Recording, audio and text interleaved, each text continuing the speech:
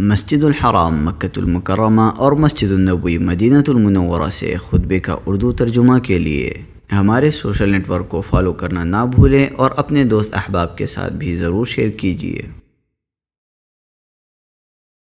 خطبہ جمعہ مسجد حرام کا اردو ترجمہ بتاریخ 5 ربیع الثانی سن 1445 ہجری بمطابق 20 اکتوبر سن 2023۔ خطیب فضیلت الشیخ ڈاکٹر فیصل بن جمیل غزاوی حفظہ اللہ تعالی۔ ترجمہ ڈاکٹر حشر الدین عبد الشہید۔ موضوع جہالت سے بچنے کا قرآنی اصول۔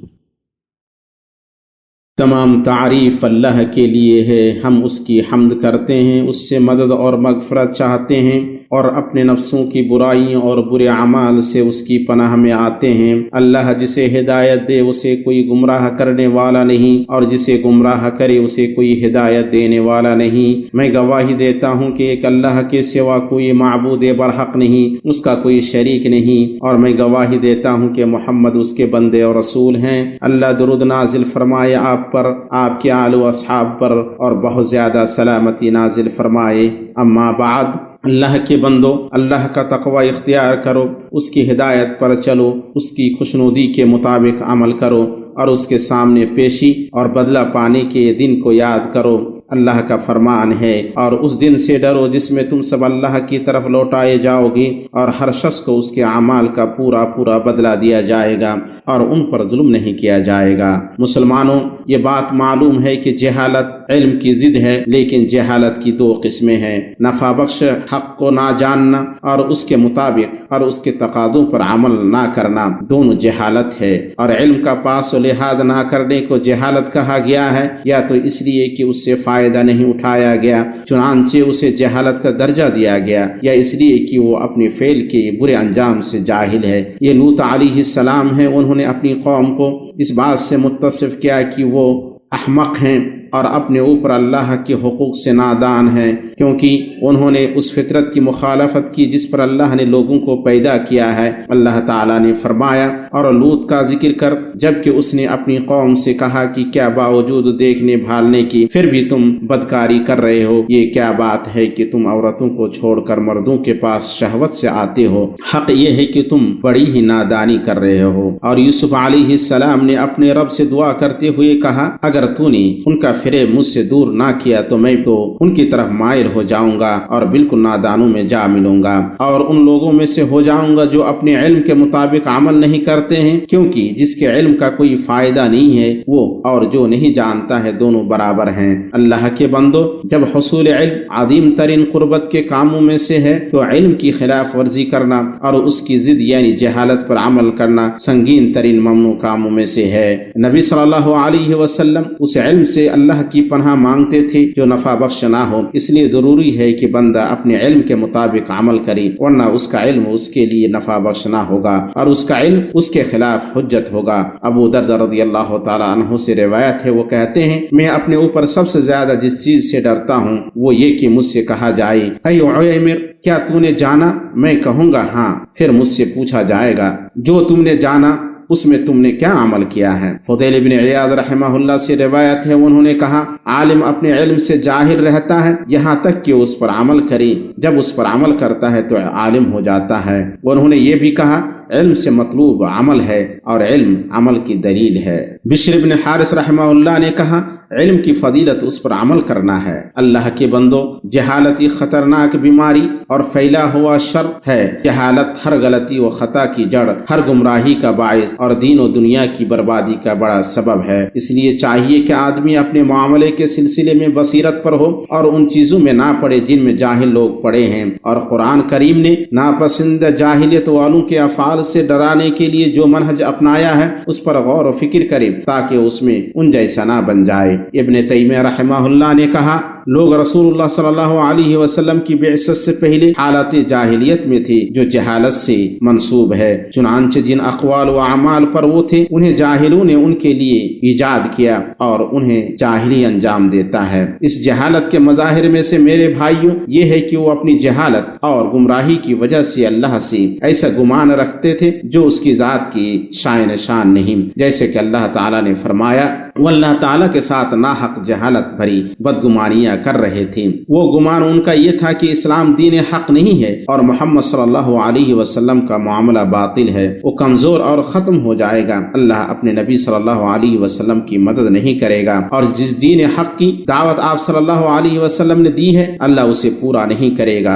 ابن کثیر رحمہ اللہ نے کہا، اسی طرح ان لوگوں کا اعتقاد ہے کہ مشرک جب اس گھڑی غالب ہو گئی تو وہ گھڑی فیصلہ کن تھی اور اسلام اور اہل اسلام مٹ گئی۔ یہ شک و شبہ والوں کا شیوا ہے۔ جب بھیانک معاملات میں سے کوئی معاملہ درپیش ہوتا ہے تو انہیں یہ گھٹیا گمان آنے لگتے ہیں۔ ابن کثیر رحمہ اللہ کی بات ختم ہوئی۔ اس میں کوئی تعجب نہیں ہے کہ یہ حال اللہ اور اس کی صفات سے جاہل انسان کا بھی ہو۔ وہ ان باتوں کے خلاف ہے جو اسلام اس عقیدے کے بارے میں لایا ہے جس کی بنیاد اللہ کی معرفت ہے، اور یہ ہے کہ اللہ نے جو چاہا وہ ہوا، اس کے علاوہ دوسری چیز نہیں ہو سکتی ہے۔ اللہ نے متقیوں کے لیے اچھا انجام رکھا ہے۔ ان کی جہالت اور بگڑے عقیدے کے مظاہر میں سے وہ بات ہے جو اللہ تعالیٰ کے فرمان میں آئی ہے۔ کیا یہ لوگ پھر سے جاہلیت کا فیصلہ چاہتے ہیں؟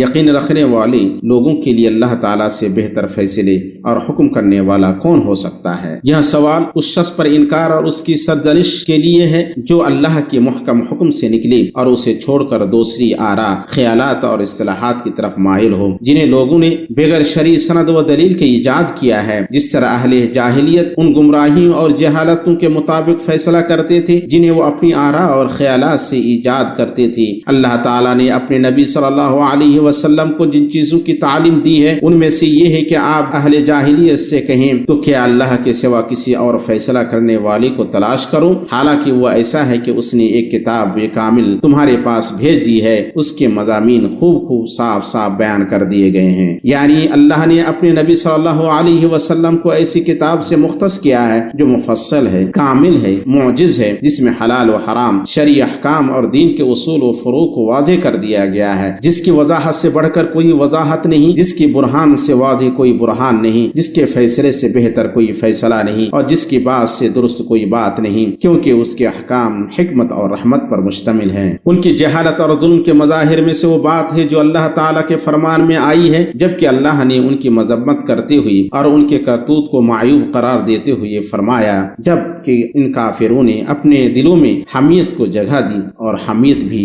جاہلیت ہے، کیونکہ حق کے قبول سے روکنے والی خودداری ان کے دلوں میں راسخ تھی۔ مگر اسلام اعلیٰ اخلاق اور بلند آداب کا دین ہے، اس نے امور جاہلیت کو قبیح قرار دیا ہے، اور نسب و حسب اور رنگ و نسل کی بنیاد پر لوگوں میں کوئی تفریق و تمیز نہیں کی ہے، بلکہ امتیاز، فضیلت اور عزت اللہ کے تقوی سے ہے، کسی اور چیز سے نہیں۔ اللہ تعالیٰ نے فرمایا، ان اکرمکم عند اللہ اتقاکم، تم سب میں باعزت وہ ہے جو سب سے زیادہ ڈرنے والا ہے۔ نبی صلی اللہ علیہ وسلم کی اس تعلیم کو دیکھیں جو آپ صلی اللہ علیہ وسلم نے ابو ذر کو اس وقت دی جب انہوں نے ایک آدمی کو اس کی ماں کی عار دلائی۔ آپ نے فرمایا، اے ابو ذر، کیا تم نے اسے اس کی ماں کی عار دلائی؟ بے شک تم ایسے آدمی ہو جس میں جاہلیت ہے۔ اسی طرح آپ صلی اللہ علیہ وسلم نے آبا و اجداد پر فخر و ناز کو باطل قرار دیا جس پر اہل جاہلیت تھے، چنانچہ آپ صلی اللہ علیہ وسلم نے فرمایا، بے شک اللہ نے تم سے جاہلیت کا کبر و غرور اور آبا و اجداد پر اس کے فخر و ناز کو دور کر دیا۔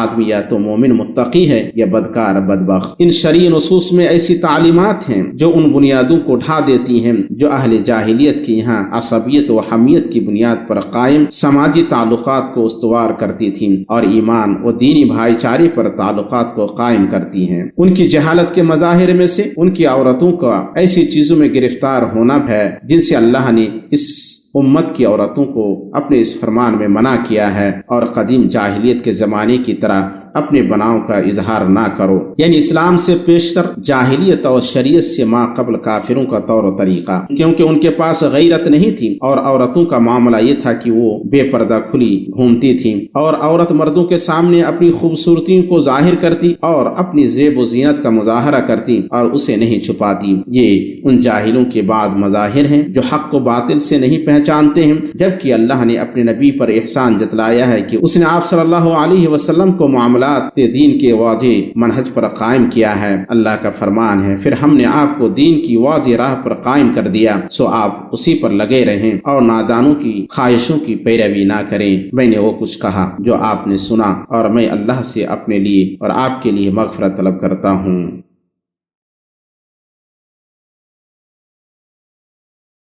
ہر طرح کی تعریف اللہ کے لیے ہے جو بغیر التباس کے باریک چیزوں کو جانتا ہے اور اپنے علم کے تقاضے کے مطابق فیصلہ کرتا ہے اگرچہ لوگ نہ جانیں۔ درود و سلام ہو ہمارے سردار اور نبی محمد پر جو اللہ پر اعتماد کرنے والوں اور تمام معاملات کو اس کے سپرد کرنے والوں میں سب سے افضل ہیں، آپ کے آل و اصحاب پر اور ان لوگوں پر جو آپ سے دوستی رکھیں اور آپ کی ہدایت سے ہدایت لیں۔ اما بعد، اللہ کے بندو، مالی لین دین میں نبی صلی اللہ علیہ وسلم نے اہل جاہلیت کے جن مظاہر کا ذکر کیا ہے ان میں سے آپ صلی اللہ علیہ وسلم کا یہ فرمان ہے، جاہلیت کا سود چھوڑ دیا گیا۔ آپ صلی اللہ علیہ وسلم نے اس کی نسبت جاہلیت کی طرف کی کیونکہ انہوں نے اسے اپنے لیے حلال کر لیا تھا۔ جب اسلام آیا تو اس نے سود کی حرمت کو ثابت کیا اور اس پر وعید سنائی، چاہے وہ زیادتی و افزائش کا سود ہو یا ادھار و تاخیر کا سود ہو۔ آپ صلی اللہ علیہ وسلم کا فرمان چھوڑ دیا گیا، یعنی وہ باطل اور رائے گاہ کر دیا گیا۔ اس لیے تمام سودی معاملات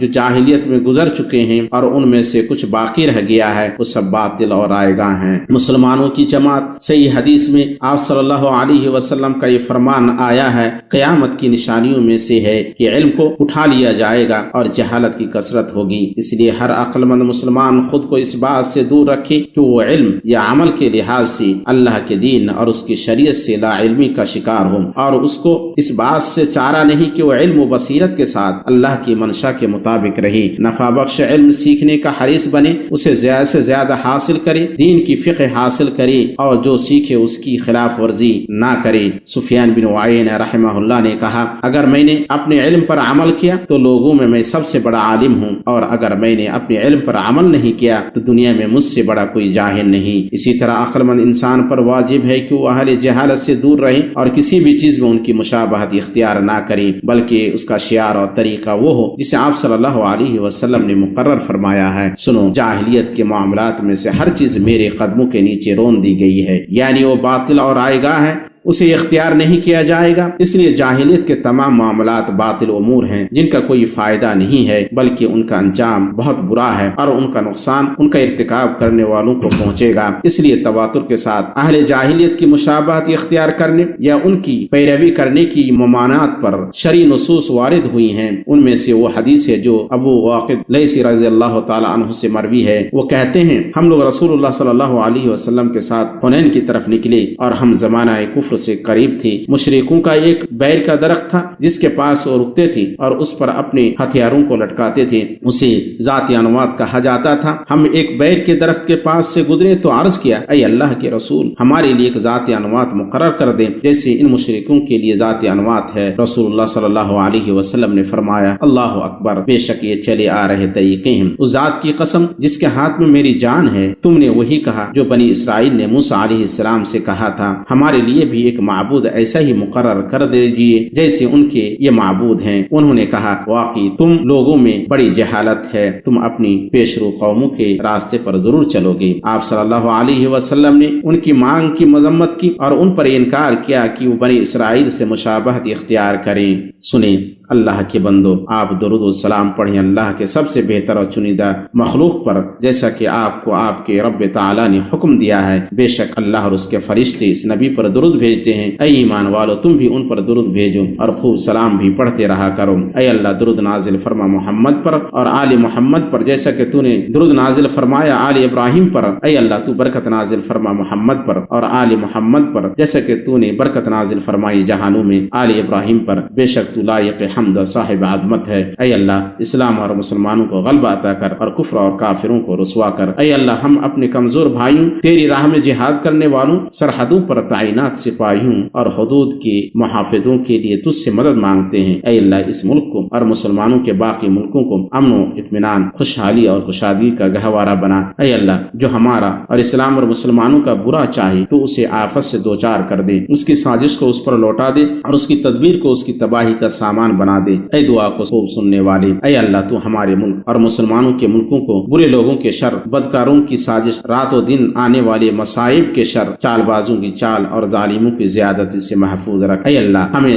وطنوں اور گھروں میں امن سے نواز اور سربراہوں اور حکمرانوں کی اصلاح کر یا حی یا قیوم۔ اے اللہ ہمارے سربراہ کو ان اقوال و افعال کی توفیق دے جو تجھے پسند ہوں اور جن سے تو راضی ہو۔ اے اللہ انہیں اور ان کے ولی عہد کو اپنی ہدایت اور اپنی خوشنودی کے لیے کام کرنے کی توفیق دے۔ اے اللہ فلسطین میں ہمارے بھائیوں کی مدد کر۔ اے اللہ ان کے لیے نصرت، عزت، غلبہ اور تمکین لکھ دے۔ اے اللہ ان کا غم دور کر، ان کی مصیبت ختم کر، ان کے قدموں کو ثابت رکھ، ان کے بیماروں کو شفا دے، ان کے مبتلا کو عافیت عطا فرما، ان کے مردوں پر رحم کر اور ان کے مقتولوں کو شہداء میں قبول فرما۔ اے اللہ تو ان کا معین و مددگار و مؤید اور سہارا بن۔ اے اللہ تو ہمارے اندر ایمان کو محبوب بنا دے اور ہمارے دلوں میں اسے مزین کر دے، ہمارے اندر کفر، فسق اور نافرمانی کو ناپسندہ بنا دے اور ہمیں ہدایت یافتہ لوگوں میں سے بنا۔ اے اللہ تو ہمیں حالت اسلام پر وفات دے اور حالت اسلام پر زندہ رکھ اور ہمیں رسوا کیے اور فتنہ میں ڈالے بغیر نیک لوگوں کے ساتھ ملا دے۔ والحمد للہ رب العالمین۔